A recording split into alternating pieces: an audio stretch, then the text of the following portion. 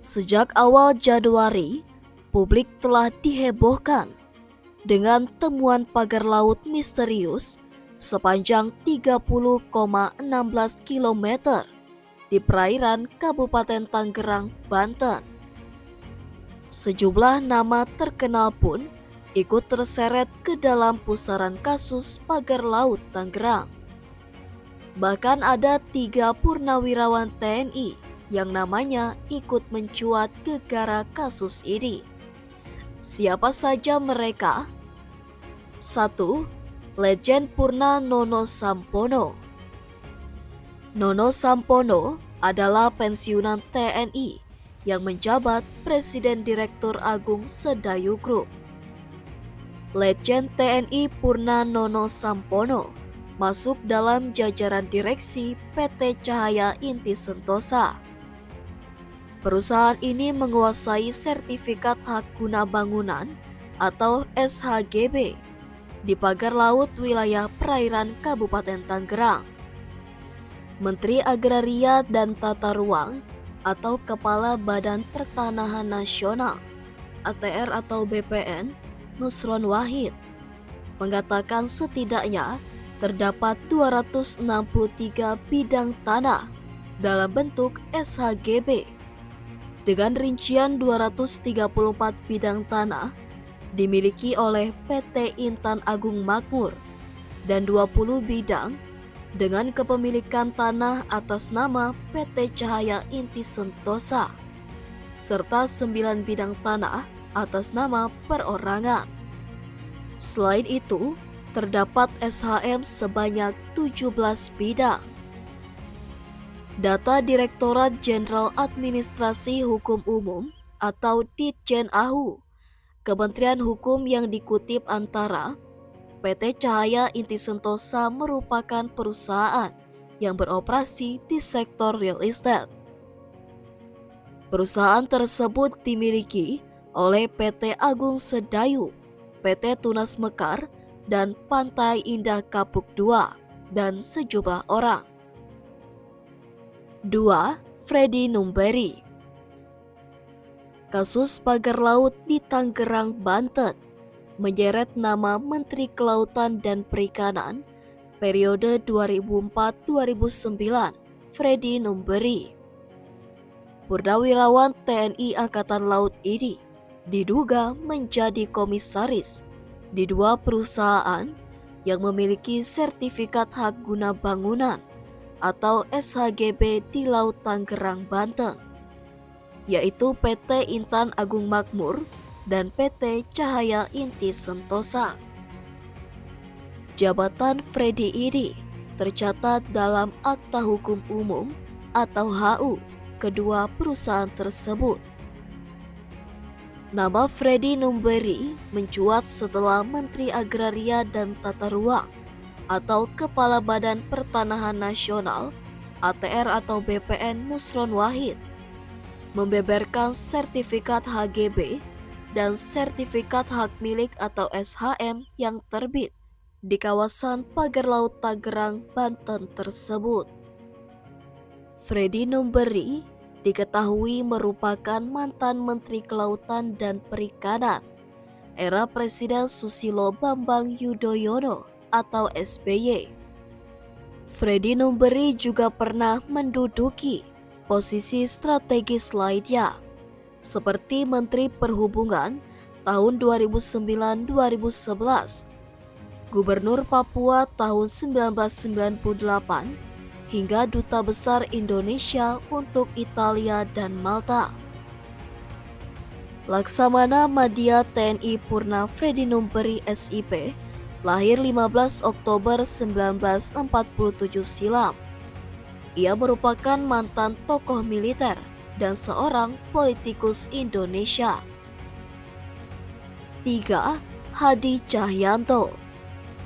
Mantan Panglima TNI Marsikal Purna Hadi Cahyanto juga terseret polemik sertifikat hak guna bangunan atau HGB dan sertifikat hak milik atau SHM atas wilayah yang dipasangi pagar laut di Tangerang, Banten. Hal tersebut bermula dari keterangan Menteri Agraria dan Tata Ruang atau ATR atau Kepala Badan Pertanahan Nasional atau BPN, Nusron Wahid, tentang kepemilikan pagar laut di Tangerang, Senin 20 Januari 2025. Nusron mengatakan, Kementerian ATR atau BPN punya kewenangan untuk meninjau ulang HGB dan SHM pagar laut Tangerang karena sertifikat ini terbit pada 2023, Senin 20 Januari 2025. Dari situlah Hadi turut dimintai keterangan oleh awak media karena pernah menjabat sebagai Menteri ATR atau BPN pada 2022-2024.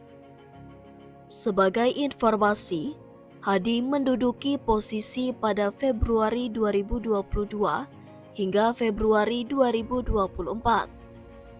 Hadi sendiri mengaku tidak mengetahui penerbitan sertifikat pagar laut Tangerang. Kronologi kehebohan pagar laut. Awal mula, Kepala Dinas Kelautan dan Perikanan atau DKP Provinsi Banten, Eli Susianti, pada Selasa 7 Januari 2025 mengungkapkan, pihaknya pertama kali menerima informasi adanya aktivitas pemagaran laut pada 14 Agustus 2024. Mengetahui hal itu, DKP Banten segera menindaklanjutinya dengan melakukan pengecekan secara langsung pada 19 Agustus 2024. Dalam pengecekan itu, Eli mencatat pemagaran laut yang terpantau baru mencapai sekitar 7 km. Pada 5 September 2024, tim dari DKP Provinsi Banten kemudian dibagi menjadi 2 kelompok. Satu kelompok langsung mengecek lokasi pemagaran, sementara kelompok lainnya berkoordinasi dengan camat dan beberapa kepala desa setempat. Informasi yang diperoleh menunjukkan bahwa tidak ada rekomendasi atau izin dari camat atau desa terkait pemagaran laut yang berlangsung. Kemudian pada 18 September 2024, Eli dan tim kembali melakukan patroli dengan menggandeng Dinas Perikanan Kabupaten Tangerang serta Himpunan Nelayan Seluruh Indonesia atau HNSI. Ketika itu, DKP Banten pun menginstruksikan agar aktivitas pemagaran laut segera dihentikan. KKP melakukan penyegelan.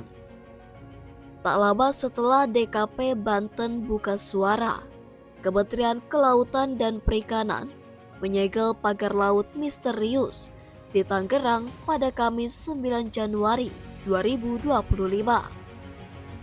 Mereka melakukan itu dengan alasan pemagaran itu diduga tidak memiliki izin dasar kesesuaian kegiatan pemanfaatan ruang laut atau KKPRL dan berada di zona perikanan tangkap serta zona pengelolaan energi.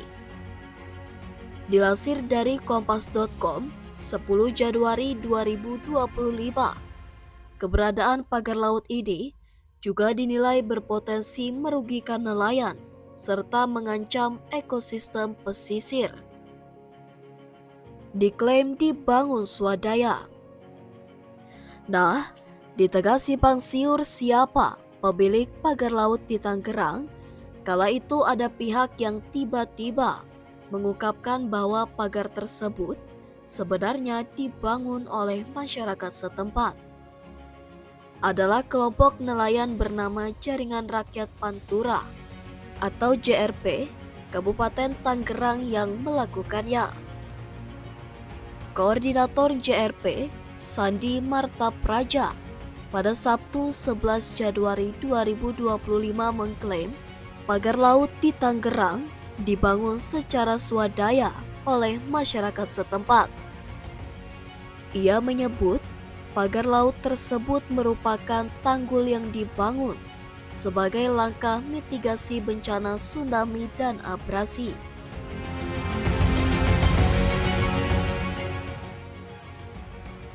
PIK 2 bantah.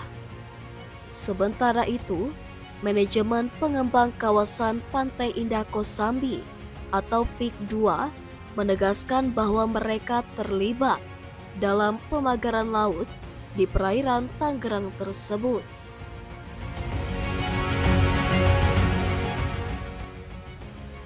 Tony menambahkan, pengembangan kawasan PIK 2 saat ini masih berlangsung dan mencakup wilayah pesisir utara Tangerang hingga Kecamatan Kronjong. Namun, ia menegaskan bahwa tudingan pembangunan pagar bambu yang dituduhkan kepada pihak PIK 2 adalah tidak benar.